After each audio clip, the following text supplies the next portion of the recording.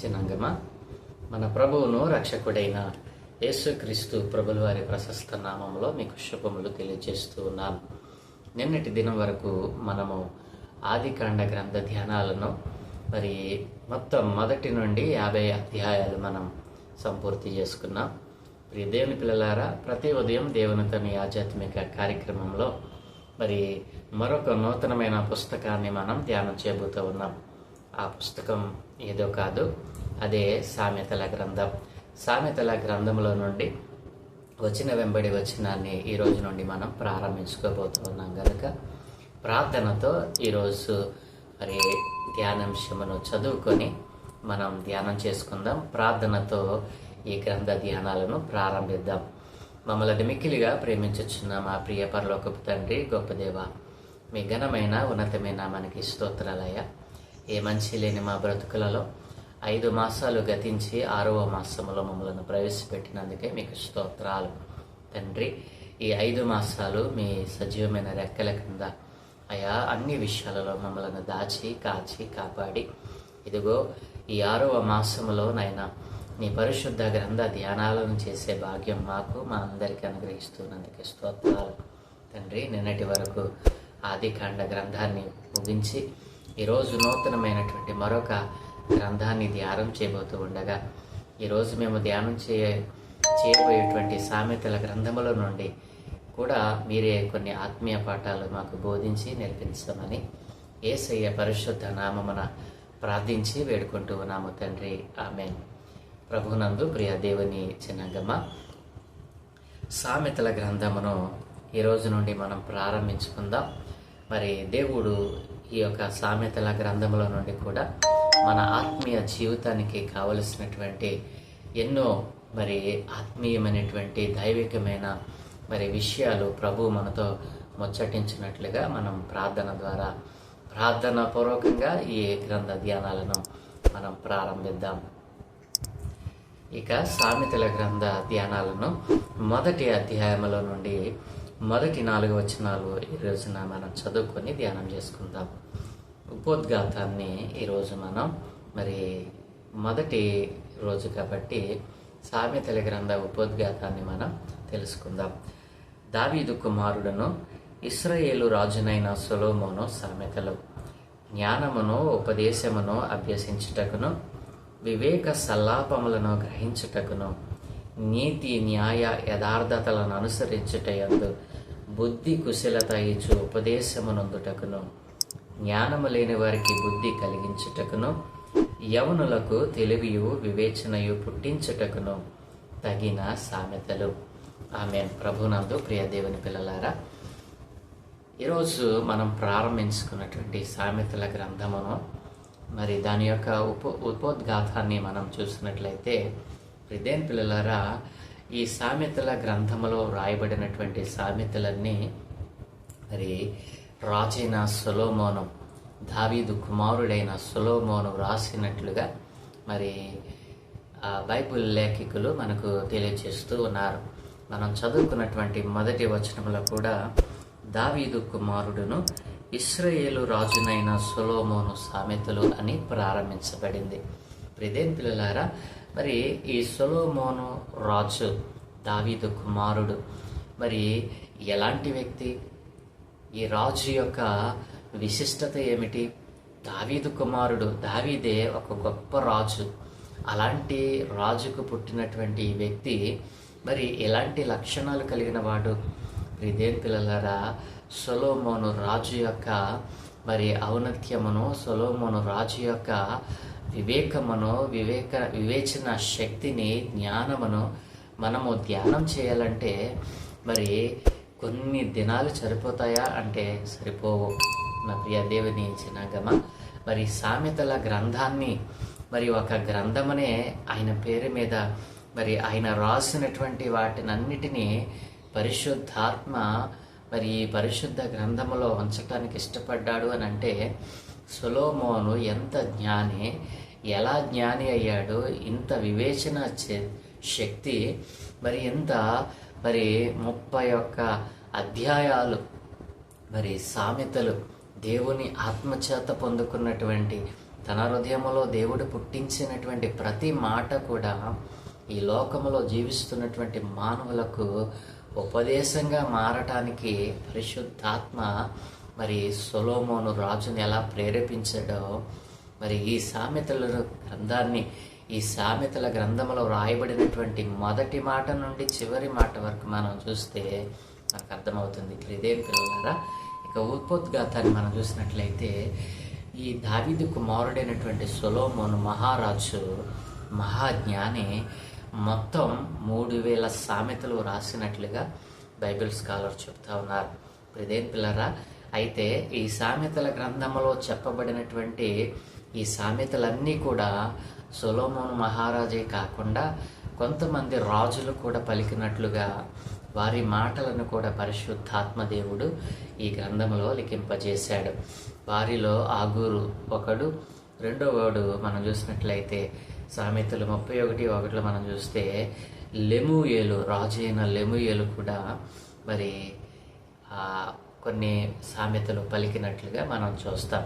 కాబట్టి మొత్తంగా మనం చూసినట్లయితే సొలొమోను మహారాజు రాసినటువంటి సామెతలు 3000గా తేల్చారు. అంటే పరిశుద్ధాత్మ లిఖితం చేసినటువంటి సామెతలు 3000 మనకు కనపడతా ఉన్నాయి. కానీ చాలా మట్టుకు మరి సొలొమోను మహారాజు సింహాసనం మీద కూర్చుని మరి వదిలినటువంటి ప్రతి మాట ఎదుటి వ్యక్తికి మరి అది ఒక ఉపదేశంగా, మరి ఒక సామెతగా, ఒక జాతీయంగా అది మరి వచ్చేయంటండి. అలాంటి సామెతలు ఎన్నో కాలగర్భంలో కలిసిపోయాయి.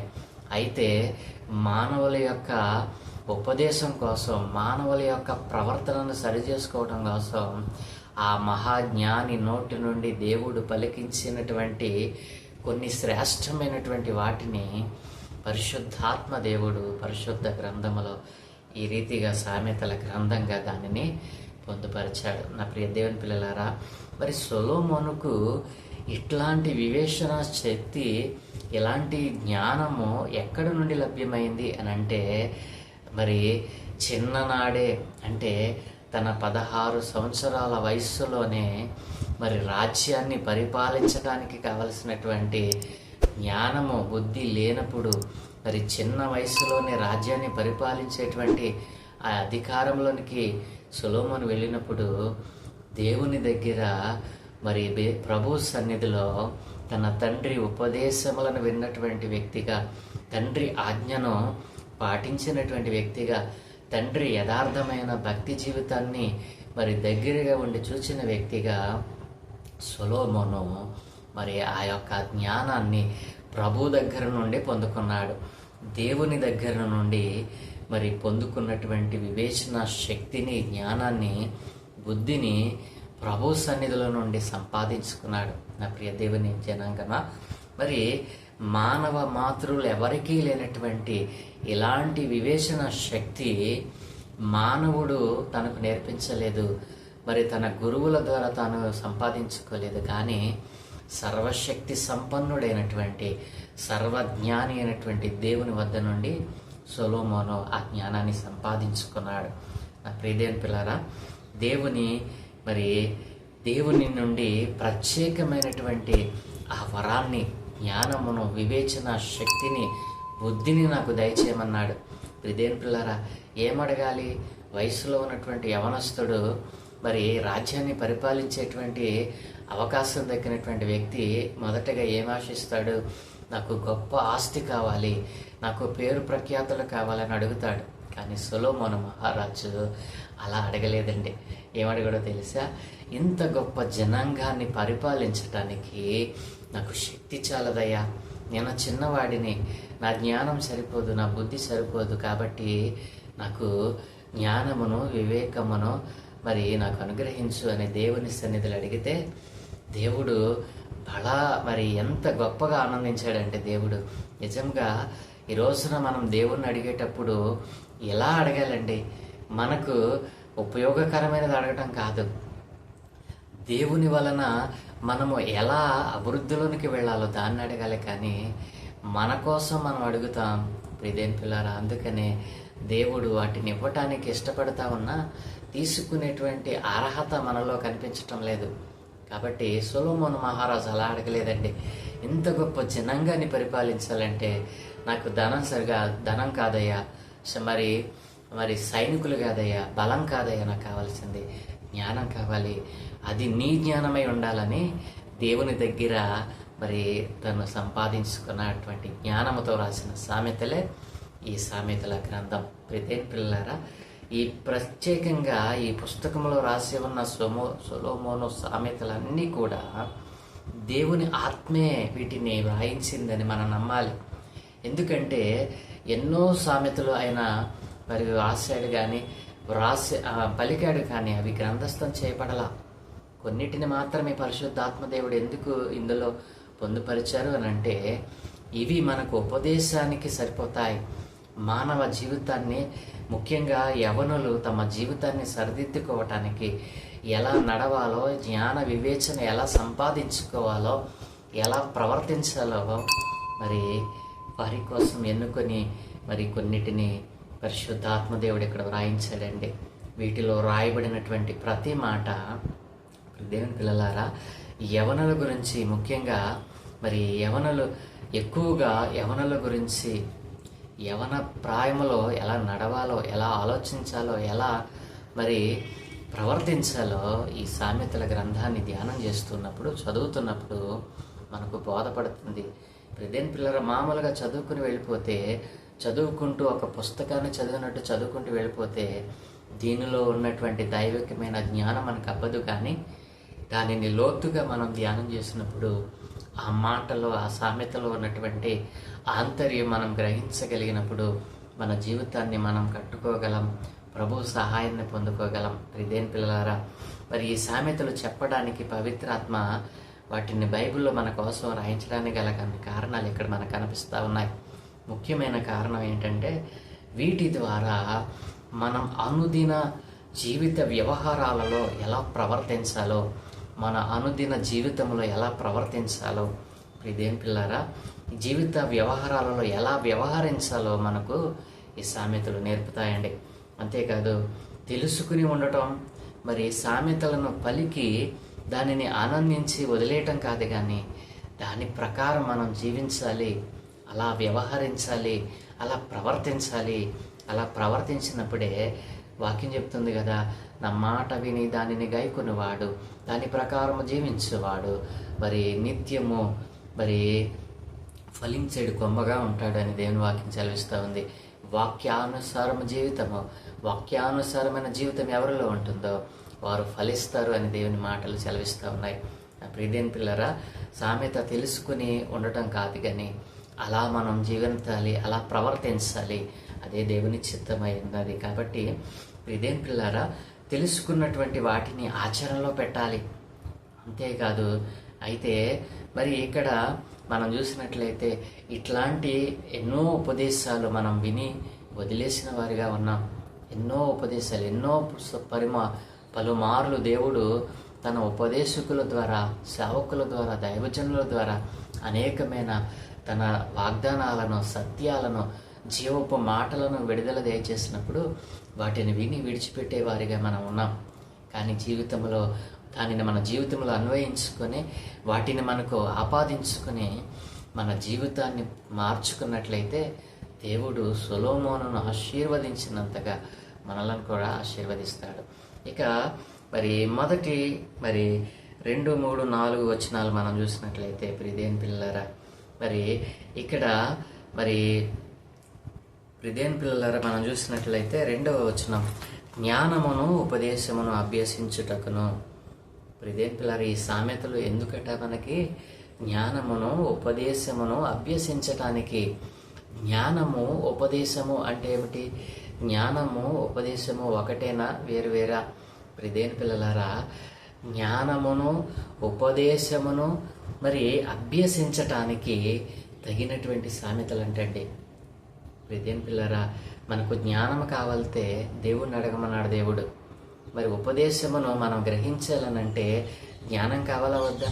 కాబట్టి జ్ఞానమును ఉపదేశమును అభ్యసించటానికి, వివేక సల్లాపములను గ్రహించటానికి, ఏది వివేకమైనటువంటి మాట, ఏది వివేకమైనది కాదు అని మనం తెలుసుకోవాలనంటే ఈ సామెతల గ్రంథాన్ని మనం ధ్యానం చేయాలి. దేవుని మాటను మనం మరి దేవుడు ఎందుకు ఈ పరిశుద్ధ గ్రంథములో ఈ ప్రతి మాటను మన కొరకు ఆయన వ్రాయించాడు, మన ఆత్మీయ జీవితానికి ఉపయోగపడేటువంటి ప్రతి మాట ఎందుకు ఇందులో గ్రంథస్థం చేయించాడు అని అంటే దానిని ఏ మాటను కూడా మనం తేలికగా వదిలేయటానికి విడిచిపెట్టడానికి వీలు లేనేలేదు. ప్రియదేని పిల్లలు, అందుకనే మొదటిది ఏంటి, జ్ఞానమును ఉపదేశమును అభ్యసించటానికి, వివేక సలాపములను గ్రహించటానికి, నీతి న్యాయ యథార్థతలను ఏంటండి, నీతియు న్యాయమును యథార్థత, ప్రతి వ్యక్తికి ఈ మూడు చాలా అవసరమైనవి. ప్రియదేవుని పిల్లరా, రక్షింపబడిన వారికే కాదు, రక్షణ లేని వారికి కూడా, మానవులైన ప్రతి వారికి ఉండవలసింది ఏంటో తెలుసా, నీతి న్యాయము యథార్థత. మన జీవితంలో నీతిని న్యాయమును యథార్థతను కలిగి ఉన్నప్పుడు దేవుడు మనల్ని గొప్పగా ఆశీర్వదిస్తాడండి.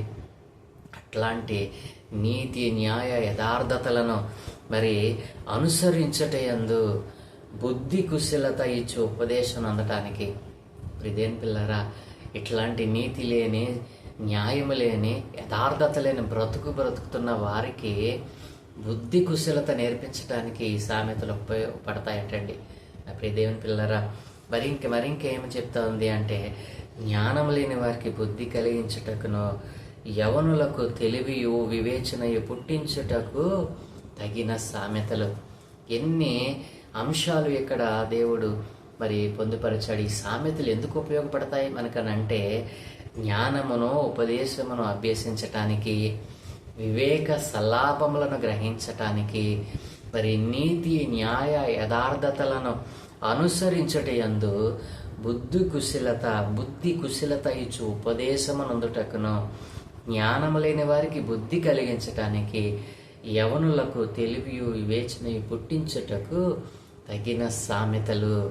నా ప్రియదేవుని పిల్లరా, ఈ సామెతలు చిన్నవారు మొదలుకొని పెద్దవారి వరకు కూడా ఏది లేకుండా ఈ రోజున చిన్నవారి మొదలుకొని వృద్ధుల వరకు పాడైపోతా ఉన్నారో, వేటిని కలిగి ఉండకుండా దేవుని యొక్క మార్గాన్ని తప్పి తిరుగుతూ ఉన్నారో, వేటిని కలిగి ఉండి దేవునిలో ఉండాలో వాటిని కలిగి ఉండకుండా లోకము దాని ఆశలతో గతించిపోతా ఉన్నారో, ఈ రోజున నేను దేవుని సన్నిధికి వెళతా ఉన్నాను కానీ దేవుని యొక్క ఆ యొక్క ఆశీర్వాదాన్ని పొందుకోలేకపోతా ఉన్నాను.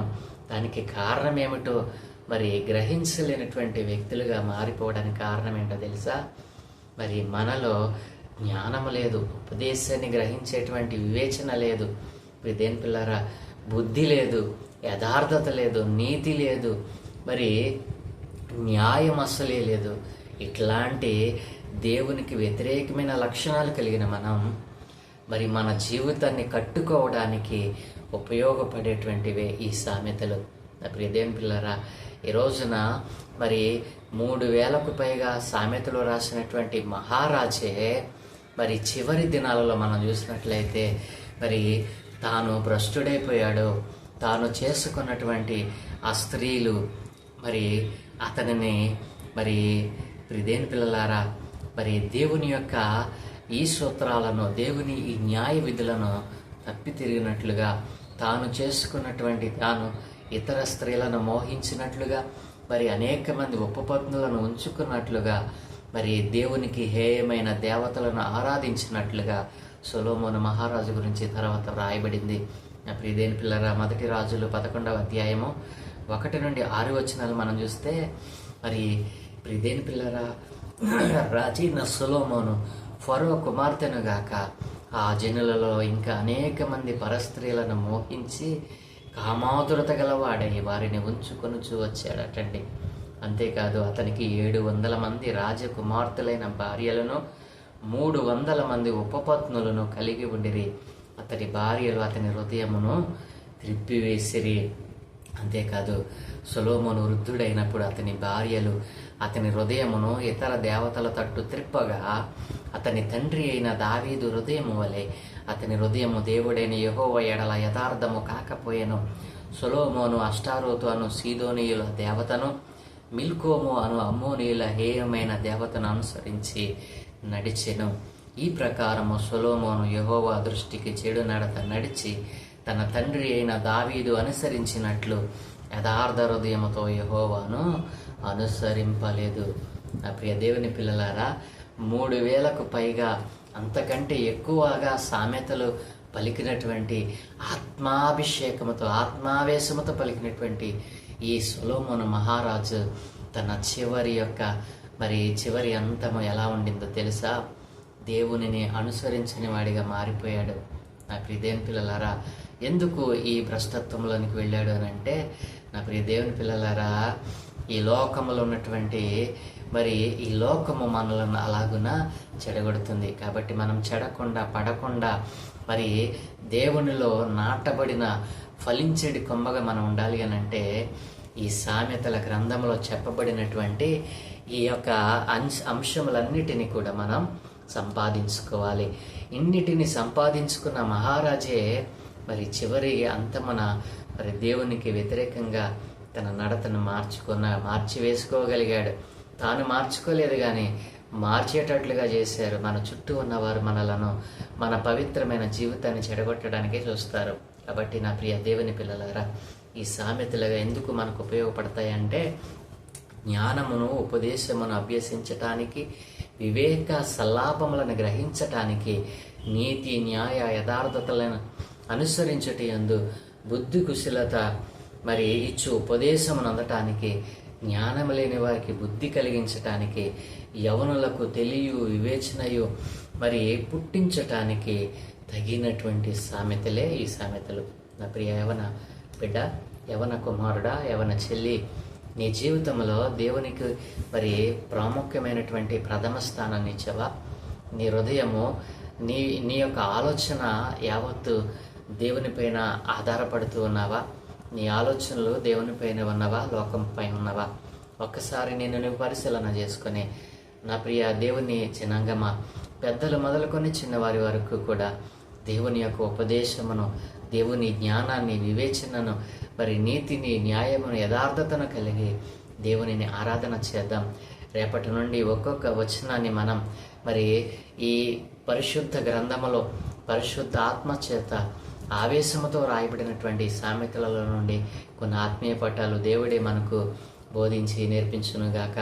ఈ ఉపోద్ఘాతాన్ని ఇక్కడ మనం ముగిద్దాం. దేవుడు ఈ మాటలను మనం ఇక్కడలో దీపించునుగాక. ఆమేన్. ప్రభునందు ప్రియ దేవుని పిల్లలారా, కళ్ళు మూసుకుందాం, ప్రార్థనలు ఏకీభవించుదాం. దయగలిగిన మా ప్రియ పరలోకపు తండ్రి, మా రక్షణకర్తవైన దేవానికి వందనాలయ్యా. మా జీవితంలో ఆదికాండ గ్రంథ ధ్యానాలను ముగించి మరొక గ్రంథమైనటువంటి సామెతల గ్రంథాన్ని ధ్యానం చేయటానికి మీరు కృప చూపినందుకే వందనాలు. 6వ మాసంలో మేము ప్రారంభించుకున్న ఈ సామెతల గ్రంథాన్ని మా కొరకు దీవించండి. ఈరోజు ఈ సామెతలు ఎందుకు ఉపయోగపడతాయో దాని యొక్క ఉపోద్ఘాతాన్ని ధ్యానం చేయడానికి కృప చూపినందుకే వందనాలు.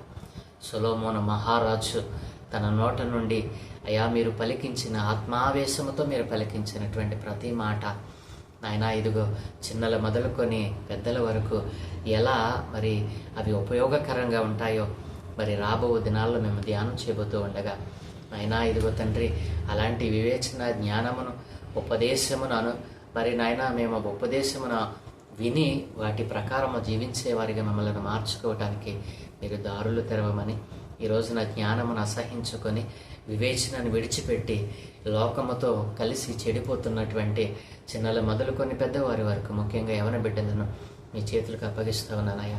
మా దేశంలోని ప్రతి యవనుడు ఆయన చెడి పడిపోకుండా, తమ యవన కాలాన్ని వ్యర్థముగా గడపకుండా సత్యవంతుడమైన నీ నామాన్ని తెలుసుకొని ఇదిగో నీ నామాన్ని అనేక మందికి ప్రకటించేవారిగా, ప్రచురించేవారిగా అనేక పాత్రలను, యవన బిడ్డలను లేపుకోమని, ఈ అంచె దినాలలో పాడైపోతున్న ఈ లోకములో అనేక మందికి మాదిరికరముగా ఉండినట్లుగా అనేక యవన బిడ్డలను లేపమని, ఈ దినం జరిగేటువంటి యవనస్తుల కూడికలో మీరే కనిపించి మీరే మాట్లాడి అనేక మందిని నాయన మీరు ఆశీర్వాదకరంగా మార్చమని, వారి జీవితాలలో మీకు ఉపయోగపడే పాత్రలుగా మీరు మార్చమని అయినా ఈ దినం మీ పనులన్నిటి మీద మీ కనుదృష్టి ఉంచి మీ దోతల కాపుతలు అనుగ్రహించి మీరే మహిం పొందుకోమని యేసయ్య పరిశుద్ధ నామమున ప్రార్థించి వేడుకుంటున్నాము తండ్రి. ఆమేన్, ఆమేన్, ఆమేన్.